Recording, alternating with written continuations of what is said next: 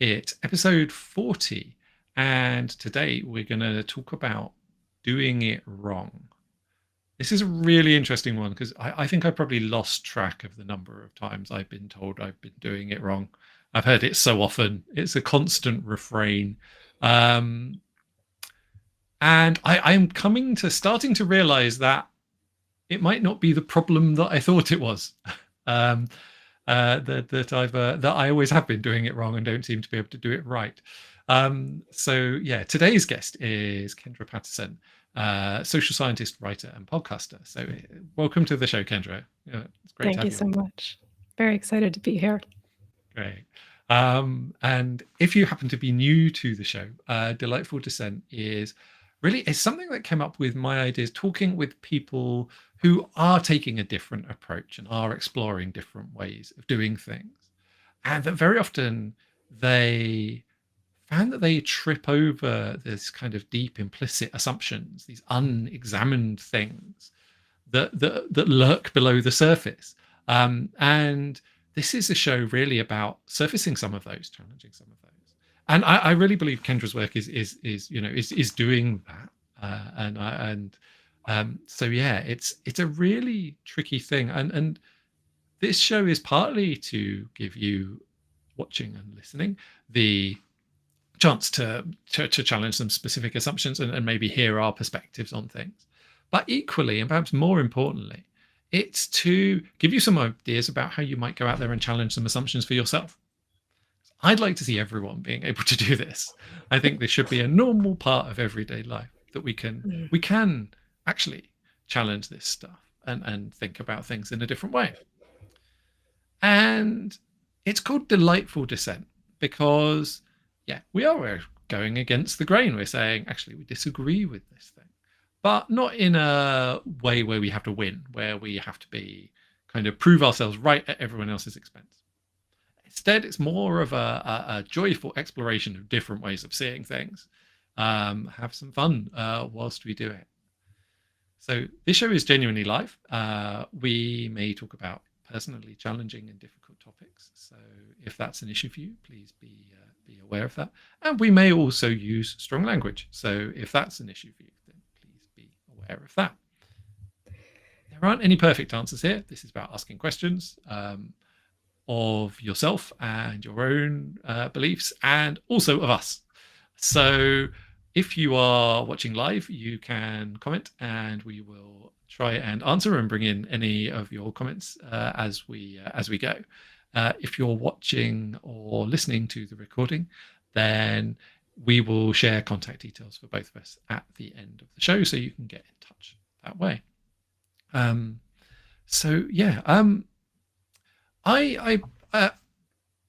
first met Kendra when we were introduced by a mutual friend who didn't introduce us for any specific reason other than the intuition that we should have a conversation, which I think is so wonderfully appropriate for this kind of thing, and is such a lovely thing. But when we did meet, I was really struck by Kendra's gentle manner, but with a very, very sharp perception behind it, which is a really nice and rather rare combination. So I really wanted to bring her on to the show and have more of a conversation. So but that's probably enough of me talking. So I'd like to ask you a little bit more to maybe describe your work and the kind of people that you like to work with. Sure. Yeah, I want to thank you for that gentle but with sharp perception characterization. I think you nailed it. So I consider myself predominantly a writer, and I've sort of extended that into my work on my podcast, but I do see that as an extension of my primary writing practice, and everything kind of starts on my blog, which is at kendrapatterson.com if you're interested in checking that out. And that's where I sort of formulate my ideas and write about the research that I'm doing into subjects having to do with creativity, creative practice, and how that can help us move through blocks and burnout that we encounter in life trying to succeed in conventional ways, which for certain types of people can be a very disheartening and discouraging experience. And I also write fiction. So that's my primary creative practice. And I recently finished a novel that I am uh, on the road to publication with. Not sure what that's going to look like yet, self publication or traditional publication. But I talk about that on my podcast a lot, especially recently, if you're interested in that. That's great. Oh, Thank I you. think I didn't say who I like to work with. Yeah. Okay. I'm also a creativity coach, and I help other people who are dealing with blocks and burnout, and maybe who are HSPs like myself, work through that stuff, develop a strong creative practice, tap into their creative potential. And again, you can find information for that on my website. Cool. Thank you. Excellent. Yeah, I think it's a really interesting one. Creativity's a really strangely underrated skill, I think. And for me, my work is primarily concerned with generativity, which is slightly different, but includes a huge amount of creativity. For sure. I think actually it lines up very nicely with the with today's assumption that really this idea that we can do creativity wrong. I spent a lot of my life thinking that that essentially if I can't do it right properly, I shouldn't do it. And yeah, I don't think that that's actually served me at all, really. It was a very unhelpful thing. Yeah, that's the kind of thing that leads to blocks and burnout. And I felt that way my entire life as well, up until just recently. In terms of generativity, I consider creativity to be generative. In the terms in the way that like creative energy is a renewable resource. Ideally, it's not the type of energy that runs out, it's the type of energy that feeds on itself and generates itself. Absolutely. I think it is or can be a highly generative practice. Yeah. Yeah, absolutely. It's one of the ways of expressing that. Before we get too much into the topic, which is I often at this point in the show have to rein myself back in slightly. And do you have a quote that you'd like to share that really kind of supports your perspective, your view a little bit on this? I do. So this is one of my favorite quotes from Rumi, and listeners might already be aware of this. It's a fairly well-known quote, but it goes something like this: out beyond ideas of wrongdoing and right doing, there is a field. I'll meet you there. And I just love this idea that there's this field where people who are willing to challenge our constructed ideas of what's right and wrong, these assumptions that you talk about, can meet and all frolic together.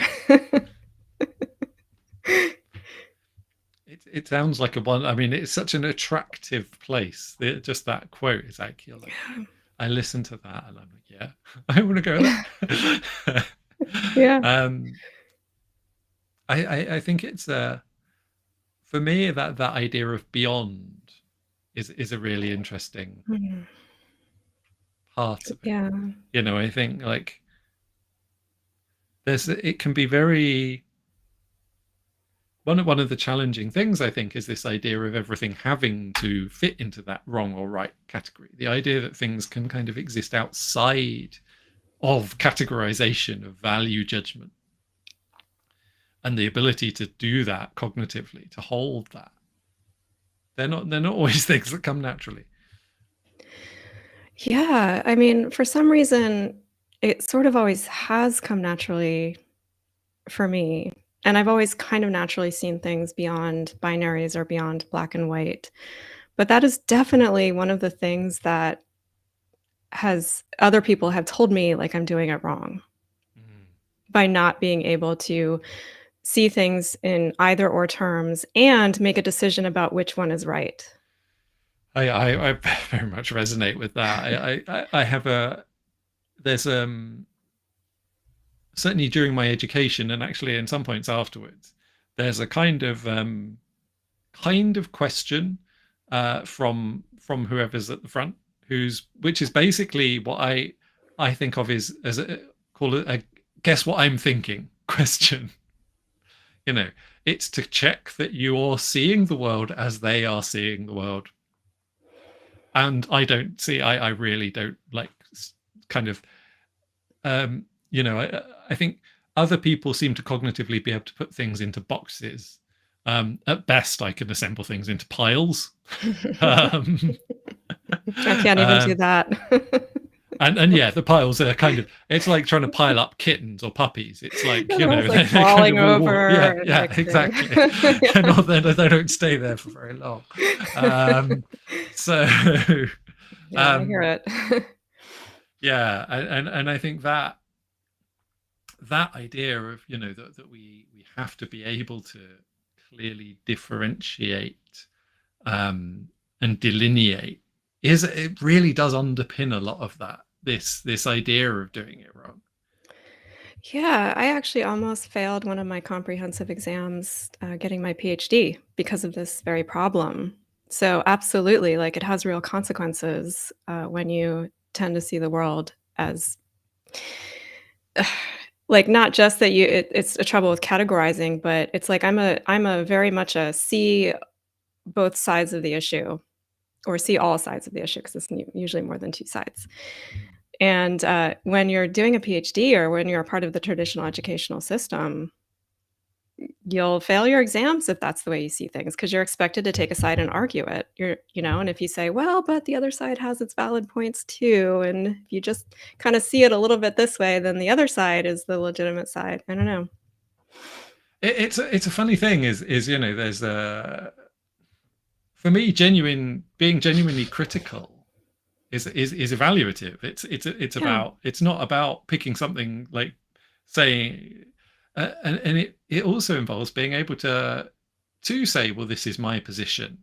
And I think it's perhaps one of the things is I guess it is difficult for people who struggle to move between those positions quite as easily, to understand kind of where we are coming from, that there is a when we do that. But yeah, similarly, I tended to do badly in the domains of study where that was a requirement.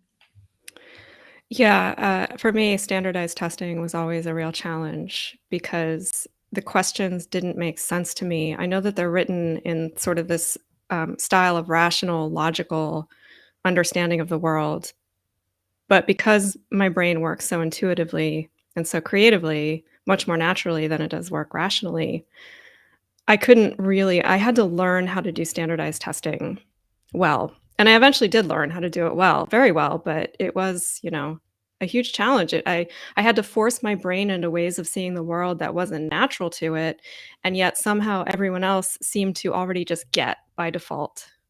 Mm. It feels like a game. Like Yeah. it feels very arbitrary, very. I think I've certainly experienced that, and it's like I can choose to play those games sometimes, Yeah. but they always strike me as games. They're always a bit hollow. For There's sure. something kind of slightly, yeah, not as meaningful perhaps as other people seem to. They don't seem to be invested with the same meaning for me that they are for other people. Yeah. Yeah, very much so, and I feel that way now looking at academia. It's been a few years since I've left it, and I'm just like, "Why do people keep playing that game?" I just don't get it. I mean, Mm, they're obviously, they get something out of it, and that's great. Good. Everyone should do what makes them happy. yeah. But it's mystifying to me. I think it really does, that this idea of doing it wrong is really, for me, is very closely related to the idea of doing it at all. Hmm. I've spent a lot of my time wondering why people are doing what they're doing. You know, on on some level, it's become my career. Like, because that's what now what is asking people, why are you doing it that way? But it seems to be something that's so kind of self-evident that there's a wrong and a right and a clear way of doing it, and that transfers across all circumstances. I I really do. I can only really imagine that being a thing. I have to have someone else, like, I can't do. I don't have that in the same way. I think it's the idea of like there being this absolute doing it wrong or doing it right seems so odd to me because it's always so contextual. Yes, absolutely. And I think one of the issues with seeing life as very contextual is that it it it almost requires a lot of energy to live that way because you're kind of constantly analyzing each situation contextually and basing what you think on that rather than basing what you think on a set of like clear-cut rules that tell you how to behave in every given circumstance. And Mm. some people just are naturally inclined towards making these rigid rules and living by those principles, right? But for those of us who are more it just feels more natural for us to live contextually. It can be really difficult to convey why we do that and what that even looks like because it's contextual. Yeah, and I think one of the other difficulties is when you do show some skills in that domain, and people are like, "Oh, well, how do you do that?" That can be a very difficult question to answer as well. Mhm. For sure. Yeah, I wouldn't even know. I mean, to some extent, I almost feel like it's either you get it or you don't.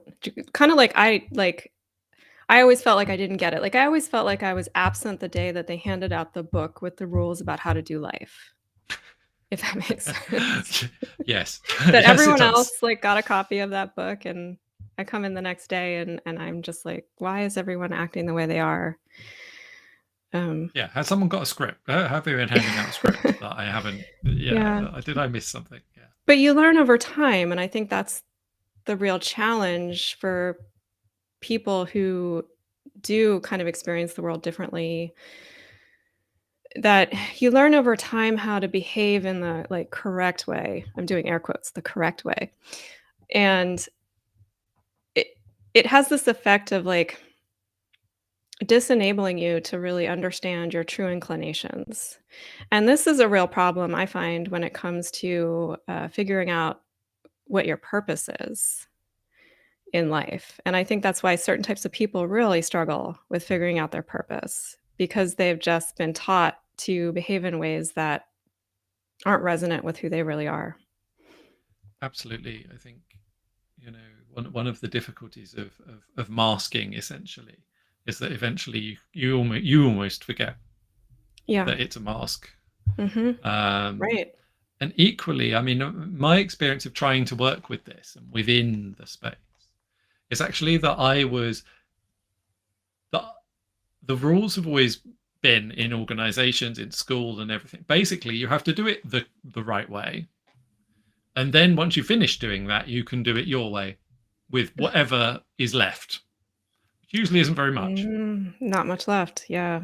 Not And so much left. you kind of and I think I probably picked up from that the idea that actually my approach was probably not very good or very effective because it was always less. It was actually much less resourced too. Wow, you make a really good point. You really make like a really, really good point. So, where this is relevant to my own life is that as an HSP, which stands for highly sensitive person, I have a lot fewer spoons, emotional energy spoons, than the average person, whatever that is, whatever that means, to deal with stuff. And so, you're right. Like, there's a certain amount of exhaustion that comes from forcing yourself to adhere to certain ways of doing things that don't resonate. And I mean, that was a huge problem with my writing all of those years is that I always saved my writing, my fiction for the leftover time and spaces. And as the years went by, I had less and less energy to do it to the point where I actually was unable to write finally because I had been trying so hard to fit myself into conventional systems that just weren't working for me. Not only were they not working, but they were kind of like draining me to the point where I was non-functional. I think again, one of the right ways to do stuff is this idea of kind of eating the frog first.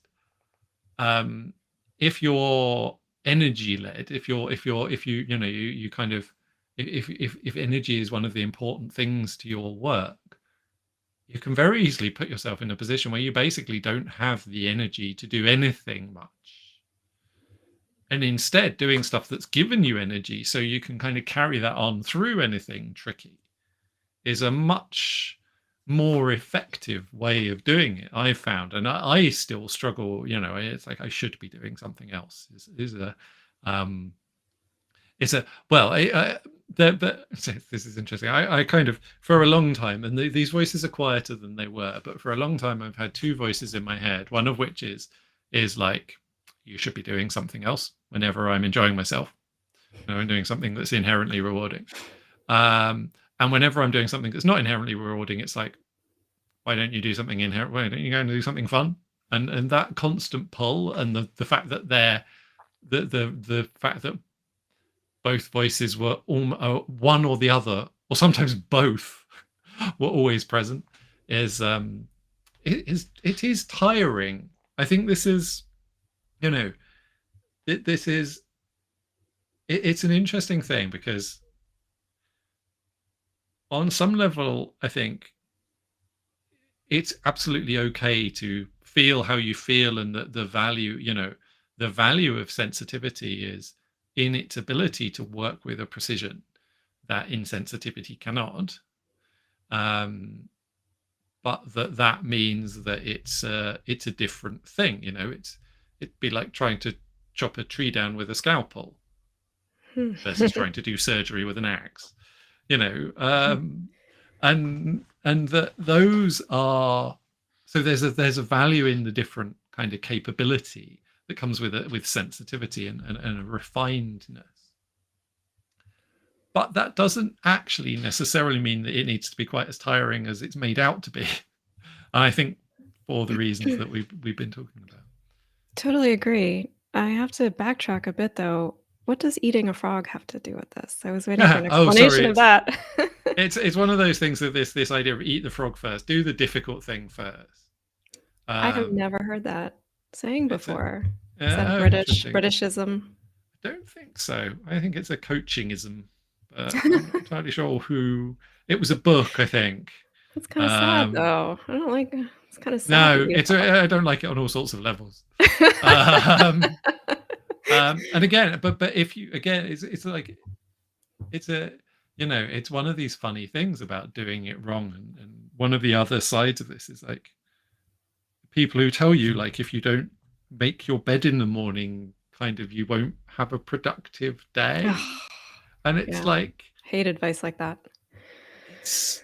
I think I partly because I hate, it's partly because I kind of, for a long time I've kind of tortured myself with it, because it just doesn't work. No. I actually do these days make my bed in the morning, but mainly it's only because my dog likes to sleep up there, and I like to put a blanket down for him to lie on, so he doesn't stink up the bed too much. But yeah, for years and years and years, I didn't have it in me to make my bed at all. I mean, it was very challenging times when I was trying to finish my PhD, and you got to save your energy for what the big stuff, like writing your dissertation, But I wanted to comment on something you were talking about sensitivity. It doesn't have to be as draining as, and I agree. So one of the issues with being an HSP is that the systems of society are not made for highly sensitive types. And so anytime that I'm out engaging in society, most of those experiences are going to be draining for me rather than generative. I do think that as an HSP, I have found activities that are enormously generative for me, and mainly they involve writing, like being kind of alone in my room and doing my thing and working with ideas and research and writing. And I have a capacity to do that for hours and hours on end. I mean, that's what I spend most of my day on, and I love that. Like, I seem to have an endless capacity for that. So But then, like, interacting with people or, like, doing a live event like this might be, like, the only thing I can do today because it's very energy draining, as rewarding as it is to do something like this. Firstly, thank you very much for choosing to spend that energy on this. Oh, my pleasure, for Um, sure. it's I think for me, partly in this comes from I've spent a lot of time without realizing it, really kind of adapting. As a member of a neurominority as well, you tend to automatically adapt. I think I certainly learned to automatically adapt. Yeah, It you wasn't have really to. a choice that was Mhm. presented to me not to. Exactly, you have to. When I say it never occurred to me, it was never offered that I wouldn't have to adapt. But those adaptations come at a cost, Huge. and the fitting in and the doing that has, is tiring in and of itself. It's effortful. Hmm. I sometimes talk about it as being like speaking a second language. Yeah. I mean, that seems to me like a very accurate way to describe it. And I think also it's that there's probably a greater understanding of neurodiversity now, although certainly there needs to be more. But when I was growing up, there was this almost like a homogenous view of what people are capable of in, let's say, the school environment.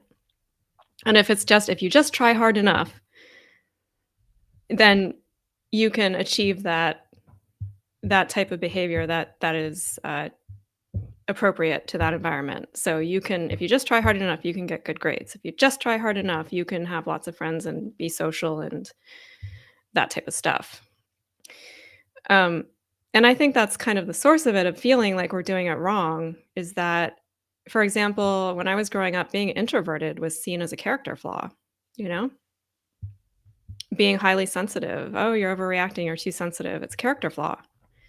Or at least at the very least, it's something that you can learn how to not be if you just try hard enough. And so you try because you wanna fit in, you wanna do it right. And sometime I was very successful, for example, at functioning within school in terms of grades, not so successful in terms of the social life. When I had to fill out college applications, they want you to be like a well-rounded person and have all these extracurriculars. It was the most depressing experience because I didn't have that, because I didn't have the energy to do extracurriculars. I was expending it all just trying to survive the school day as an HSP. I found I could be academically successful or socially successful at school, but not both at once. That was my Yeah. experience. Yeah. But for similar reasons, there was just not enough capacity. Right. Partly, and I think this does relate to doing it wrong. For me, when people say doing it wrong, there's first of all, it implies that the method is isn't as helpful as it could be to reach a certain goal, and it's actually also used when people really are implicitly criticizing the goal, the intention of the thing. And I think the idea that we all want exactly the same thing is often, it's like, well, you're kind of doing it wrong on that bigger level. It's like, well, I don't want the same thing, so why would I do the same thing? it's Mm. a Yeah. it's a really, and I think for me it's actually been both, because there is also strengths and weaknesses, and I think that's something maybe we can revisit afterwards. But yeah, that idea that we actually don't even want the same outcomes. We enjoy different things, and therefore we are seeking, our actions are seeking different Oh, so resonates, so resonates. I'm having all kinds of memories triggered of high school. Why does it all go back to high school? But, in high school, because I was scholastically successful and kind of a quiet, shy kid, I was part of the nerdy, I guess what you would call the nerdy crowd of of people who really, really cared about grades. But the thing is that I didn't care about grades. I got good grades just because that's the type of person I am, and it was fairly easy for me. But I didn't care about grades in the sense of you have to get straight A's in order and you have to be part of the honor society. In fact, I refused to be part of the honor society in high school, so that you could, like, get into a good college and all this stuff, like, just didn't matter as much to me. Mm. You know, those conventional life choices never have. Never really understood them. Mm. I think it does really relate, finding different things rewarding. It's Hmm. it's a Yes. really interesting one. This is one of my one of my particular kind of hobby horses is around with some neurominorities and their characterization as low levels of a specific neurotransmitter, um, which sounds like Galen's humors to me applied to brains. Like it's like printer ink. Like brains work like printers. When they run out of ink, they stop. It's like, yeah, Hmm. no. No. There's Okay. no evidence for that at all. And this idea, and with ADHD, it's associated with it's sometimes called associated with low dopamine. Mhm. And Dopamine's HSP with high dopamine. oh, interesting. Mhm. That's very interesting because I don't think it's that total bunk, I have to say. oh, I'm gonna disagree with you a little bit there that I do think neurotransmitters are important. I think that I think you can definitely they can be markers, but Mm. their causality is very very difficult to disentangle. So the idea that the True. condition is caused by a low level of a neurotransmitter is Oh, really and I totally agree. It's the more big problem. correlation is what I'm always interested in, really, more so. Yeah, Yeah. because dopamine is a reward marker on some level. Mhm. Um, so is it simply that actually, are we just saying we enjoy different things if we have different dopamine levels for Yes. different experiences? It's like, oh, okay, I don't find everyday life the kind of frankly I find quite a lot of it quite boring. Um, You make a really good point. Absolutely. but I And you're find right, other we things interesting.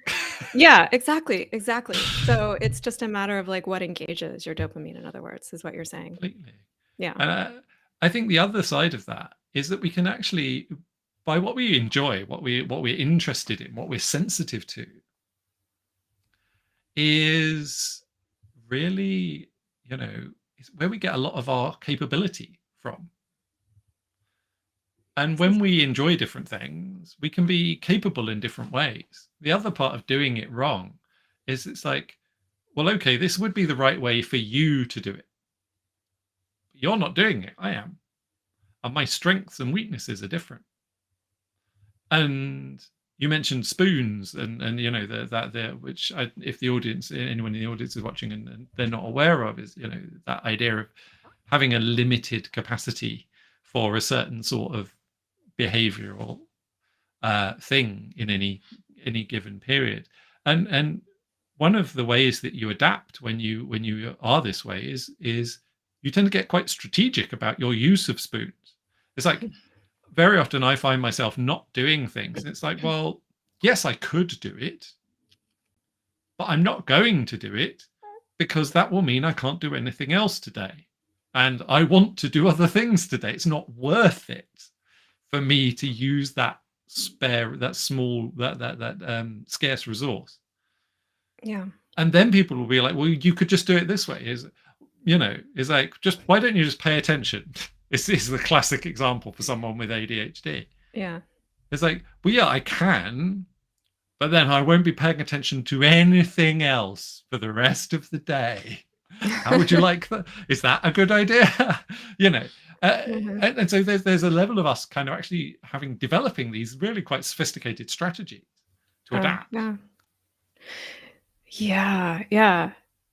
It's really interesting, but I think one of the inadvertent effects of that is that we tend to be really good problem solvers because we're just able to kind of really strategically narrow in on the important aspects of things and figure out like which is the best course because that's just how we live our lives on a day-to-day basis because we do have to be really strategic. And for an HSP, it's not so much, why don't you pay attention? I think, yeah, like the common complaint someone might have about me is, uh, why can you only do one thing today? Like today is about going to the grocery store. Why is that like like, can't you go to the grocery store and then also go out in the evening to a restaurant? Nope. It's one or the other. It's like I can maybe handle one or the other, yeah, but not both. Mm, absolutely. I think it's just not well understood, and I think one of the really difficult things I've encountered with this is the inference of kind of underlying intention that goes with that for people who don't occupy the same experience, for who would experience it differently, um, because they, if you say that to someone, they don't understand the kind of the truth of it. It's like, well, basically I have the choice between having, food in the house and eating and, like, having what I need to do to live, or going out and being with you. Whereas they'll see it as potentially as a kind of brush off, as a slight, um, Yeah. and respond accordingly, which can Yeah. be really, really hurtful. Yeah, yeah, and I think heartful for them, this definitely rings true for myself in my own life. When you put it into those stark terms, you can either have food in the house or go out and enjoy. But you're right. I mean, it kind of that's kind of what the choice was that I presented you with. And yeah, it's really hard to explain this to people who don't have this. Like any condition, like it's hard to explain depression to someone who's never experienced it. And trying to explain to someone, like, for example, a partner, not to take it personally that you don't wanna go out with them. I mean, especially imagine, like, trying to date, you know? Like, maybe a long-established partner might understand you, but how do you date if, like, today you made the decision that you wanted to stock your fridge and have food for the week, Mm, and that was what you were able to do? mm, And for me, it even extends to, well, depending on how much I do today, it might mean that I'm really kinda not able to talk tonight, you know? Like, I kinda just have to be alone and not interact at all. mm. That's really, really hard. You really have to have the right person who understands, I think, those needs and doesn't take it personally. And other people have their needs. So if you're with an extrovert who needs to interact and needs to talk, that might not be the best match. Yeah. I think it is, and there's also, creating a physical environment and as well as a behavioural environment that works, and Mm, finding that, um, it's an ongoing process. I think I do want to move to kind of applying some of this a little bit. I would like also to invite anyone watching. This is a very good opportunity if you do have any questions, to please ask them in as comments, if you're watching live, and we can potentially bring them in. But I think that creation of one's own process, coming to that process when it wasn't offered to you, and I think this is, for many people, it is, and I think it's okay that it is, and I'm pleased that it is. I came to this realization a little while ago. Some people get their intrinsic and extrinsic needs met by actually doing what they're supposed to do. There is a pathway for them, yeah. but for those of us who don't find that, I think there's a degree of creativity involved, on a different level somehow. About It's kind of almost like the creation of a creative process, I guess. Yeah, I Um, agree. yeah. How do you think? if someone's resonating with what we've been talking about, these experiences, how might they go about with playing with some of this, with exploring a little bit of this? So is the question, how might they feel more confident in doing it wrong? That would be a good place to start. Yeah. Yeah. Well, first of all, know that you're not alone. I mean, there are a lot of us out there. And yeah, so you may feel like you're doing it wrong compared to the rest of society, but there are a lot of people out there that feel similarly. Second of all, I think going back to what I said before about how when you've always felt like you're doing it wrong, you might not actually know what doing something that's right for you feels like. You might not actually recognize the feeling of doing something that resonates with you in a way that resonates with you. And I would say start with paying attention to all the little things you're doing throughout the day and really taking a look at how they're making you feel inside. The embodied feeling of them, not up here, because up here is going to tell you that you enjoy stuff you actually don't really enjoy because you're supposed to enjoy it. Like I thought I enjoyed academia and doing a PhD because I'm a scholastic person. I like research, I like writing. Did I really enjoy it though? No. And if I had paid attention to my embodied feelings, I would have seen that much earlier. So pay attention. Does it make you feel like really like you're tightening up and just, you know, kind of like tight and small feeling draining you? Or is the feeling more like that? That's yeah. I love that. I think one of the things I found doing this is I'd internalized so much of this stuff that actually I found things I really enjoyed, and spaces I was really comfortable, situations I was really genuinely comfortable in, so unfamiliar that they triggered a kind of an aversive response. I was worried to be in them, Oh, almost like, interesting. particularly for things that I really enjoyed. I thought, I'm going to get in trouble if I do this, if I let go and enjoy this fully. Oh, wow. Like what? Um, Give me an example of that. Anything. Well, I still have this with with kind of with focusing on anything Hmm. that I'm really enjoying. Because a lot of my focus um, had previously come from fear and anxiety, really, that I was worried and I would use the fear of what would happen if I didn't do it to focus. Hmm. And Familiar. as Yeah. I've allowed the focus to come from something I've really been enjoying, I definitely still carry, there's a bit of me that's like, you sure? We're going to get in trouble if we do this.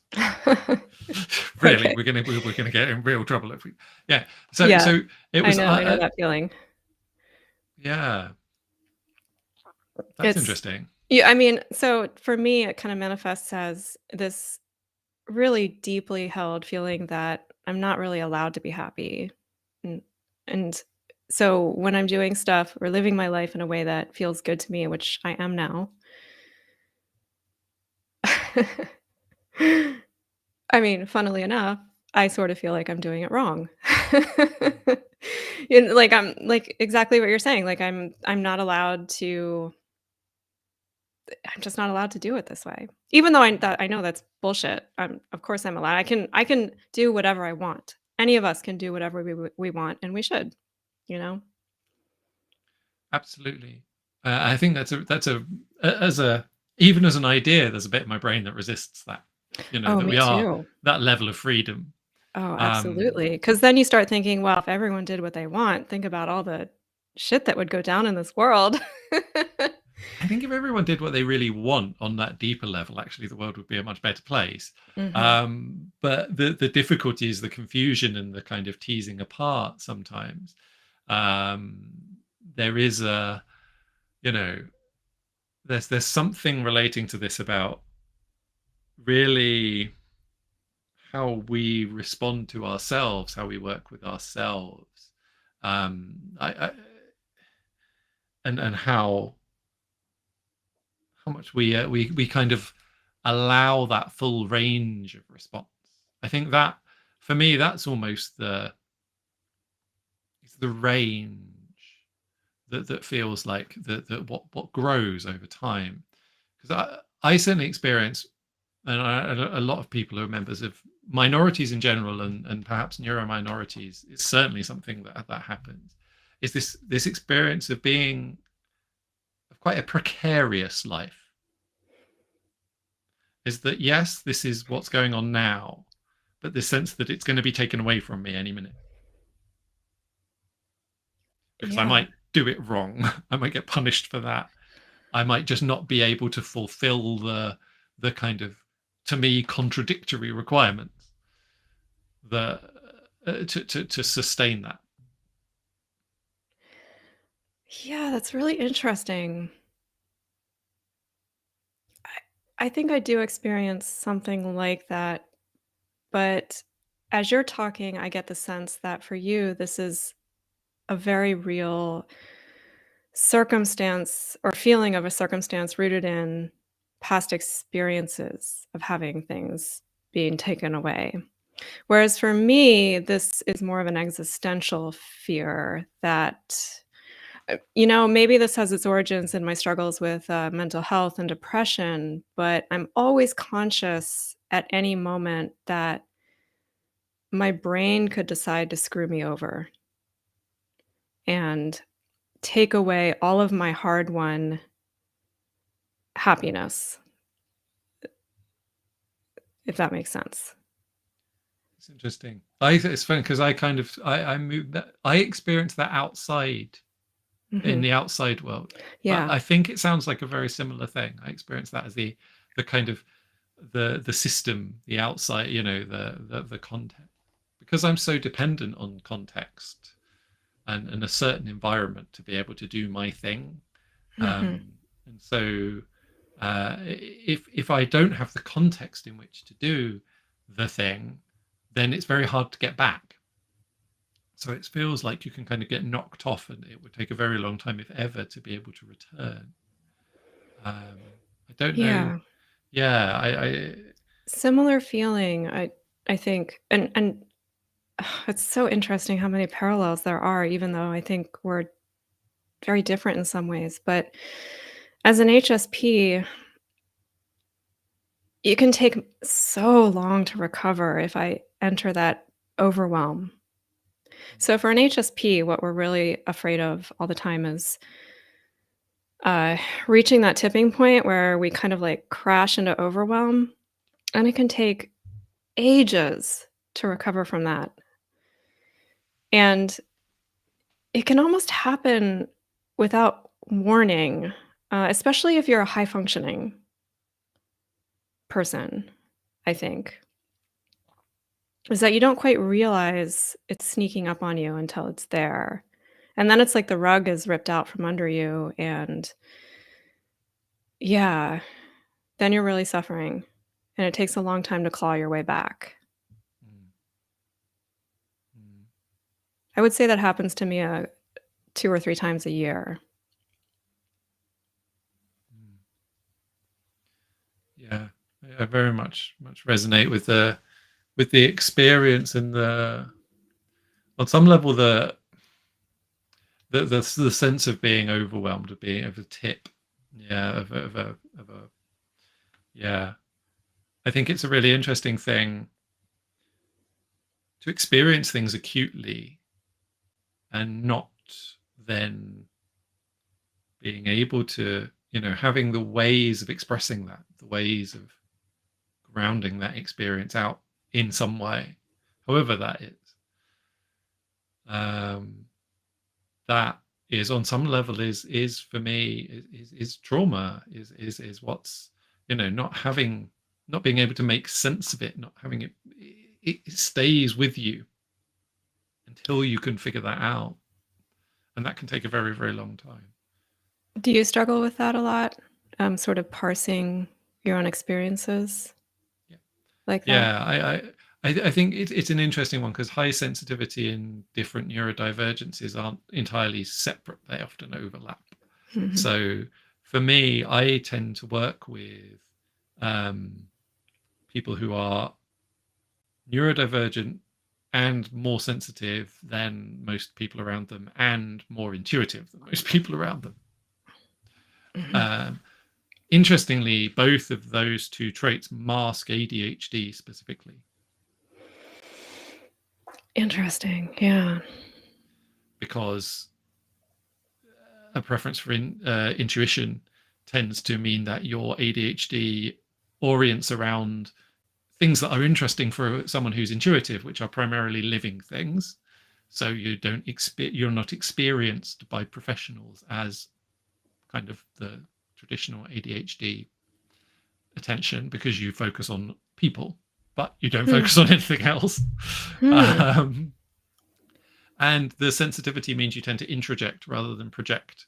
So you tend to take on, like, my internal world is, like, when I read about the things that someone with ADHD is supposed to have with other people, I have them in my internal world instead. I carry it with me. I introject. In fact, I introject all of the ways I've been told I've been doing it wrong. I carry those, it's like, that's actually a lot of it. For me, the process has been putting some of these things down.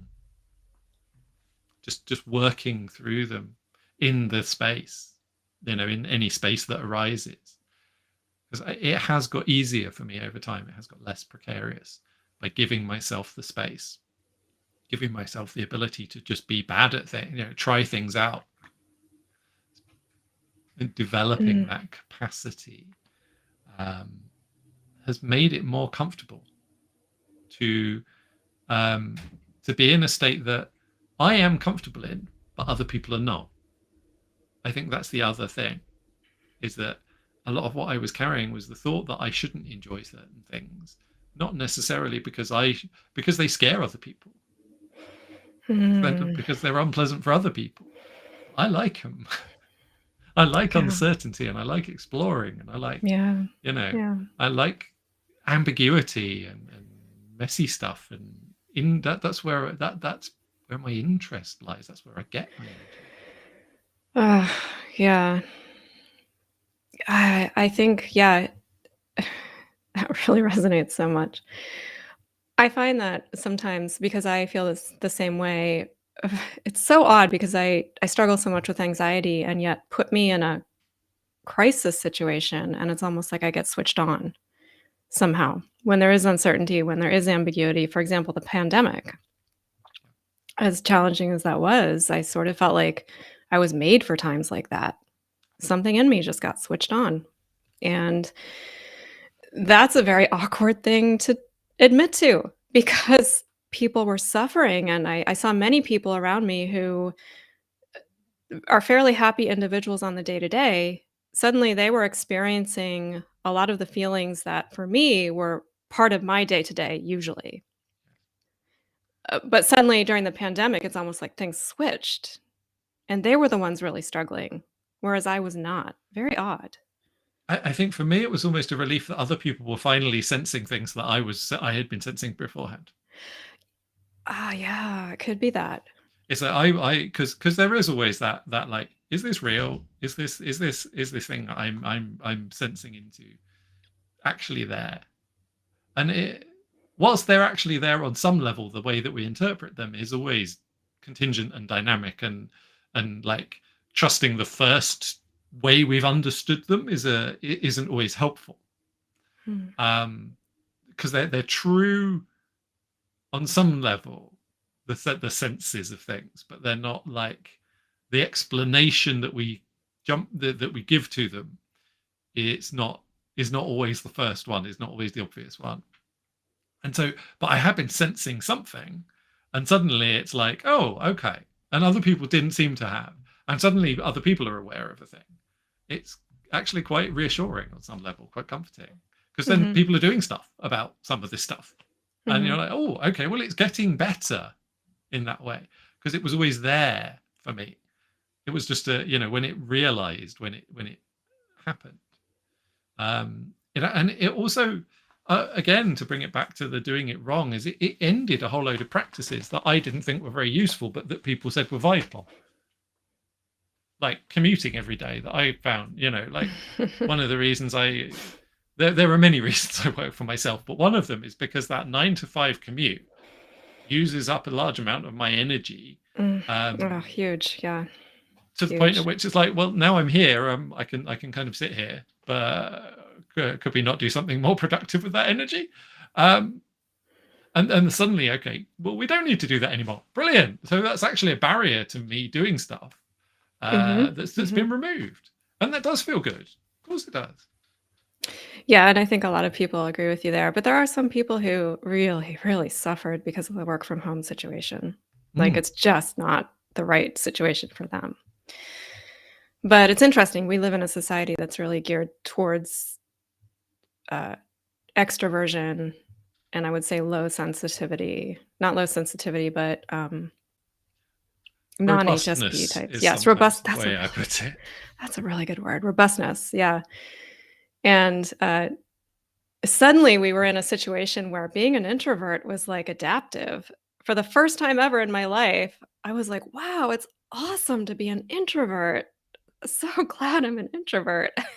It took me like a year and a half to actually start to feel kind of like I had what's it called? A cabin fever. A year and a half of the pandemic before I actually like now I'm a pretty extreme introvert. It's yeah, absolutely. And I think one of the interesting things is that, it's when we do this, we again, it's the skills and our skills to be able to then we can then actually, we've done some of these things all along. We get quite practiced at them, and then when people suddenly need them, it's like, well, great, we can do this. I think for me, it's a shame to have these huge, these discontinuities, these huge disruptive events. I think if we can open up a bit more at the edges to stuff, we actually avoid these things happening to some degree in the first place. You mean on a personal level or a societal level? Both. Though we can only really affect the personal level, so we kind of, I think, but the joyful thing is that might sound like a really big onerous responsibility, but actually it's done by finding what lights you up, finding what gives you energy, and perhaps finding what drains your energy, and working on a situation where you get your material needs met to a greater extent by the stuff that gives you energy. It's a challenge. It is. It's a challenge. Yeah, I don't know if we're necessarily taught how to do that. I don't believe we are explicitly, though I don't believe it's not teachable. And I think the kind of work that you're doing is actually a big part of the puzzle to doing that. I think it is that connecting with one's your own capacity to create for the joy of it is a part of that kind of discovery or rediscovery, depending. Absolutely. I think you're right. It is a rediscovery. One of the things I say is that I want to help people come home to their essential creative self, the one that's already there. It's not something that you have to reach for. You just have to rediscover it. Yeah. And for me, it's almost like there's a peace that comes with connecting with it. Yes. That's actually my way of knowing that's one of the ways I know that's what it is. Yeah. Yeah, it almost does feel like finally you are doing it right in your own way, on your own terms. And that makes sense. It makes sense to you.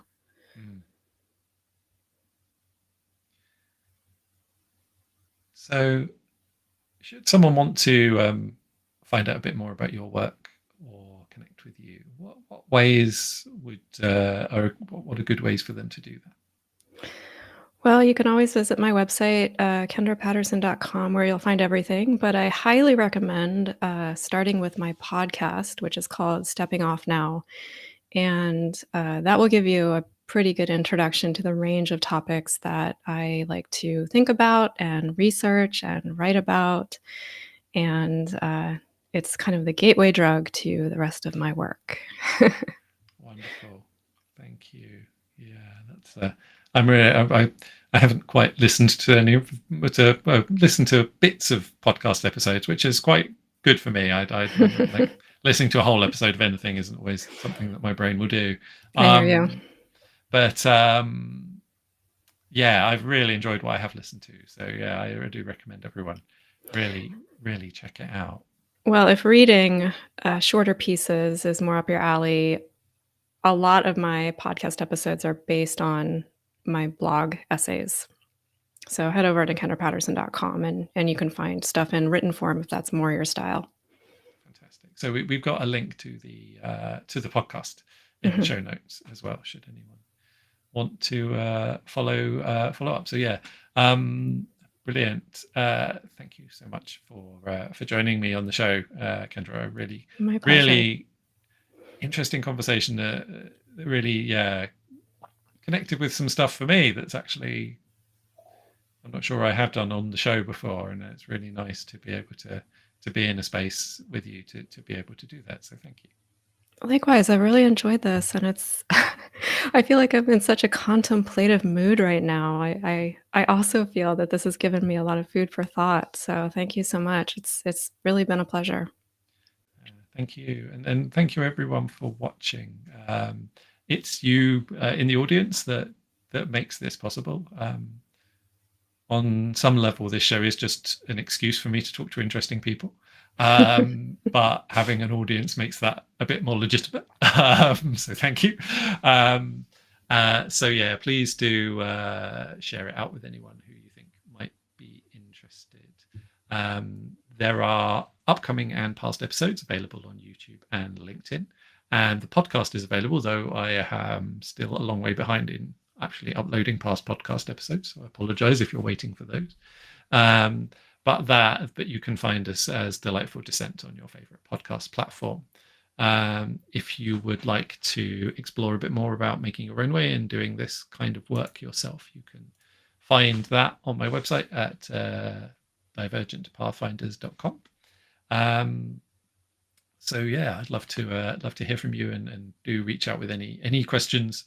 I do a lot of this just for the conversations. So if you have questions, please do get in touch. I do hope that got you kind of thinking and asking some questions for yourself as well. The next episode is, well, actually, you might have noticed that I trailered that the new episodes were going to be at a new home. They're not quite yet. They will be soon. It is still happening in the background. So yeah, if you or someone else you know might like to be on the show, you can get in touch at podcast@divergentpathfinders.com and let me know. Yeah, but the next episode, which is going to be "You Are What You Do." So, which is another. Again, a link. I every week I say I don't plan these consciously, but they do often tie up really nicely. I'm not sure anyone believes it at this point. So I think this meets so nicely with what we've been talking about today. And I've never resonated with this idea of kind of you are your product, or that I can, because I never, as we've said, I've never really approached the same thing the same way twice, because it's always different. It's always a different context. I've done loads of different things, and it's tough to convey that, tough to convey the effect. So I'm really interested to dig into this one a little bit more, and that's going to be with Mark Gordon, who's a creativity consultant and facilitator, with a really interesting background, again across a whole load of different and apparently unrelated things, though very much they come together in what he does now. And that's going to be at 1 p.m. UK time on Wednesday, the 24th of November. So I very much hope to see you then.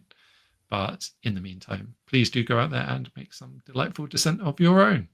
Thank you very much, and goodbye. Bye.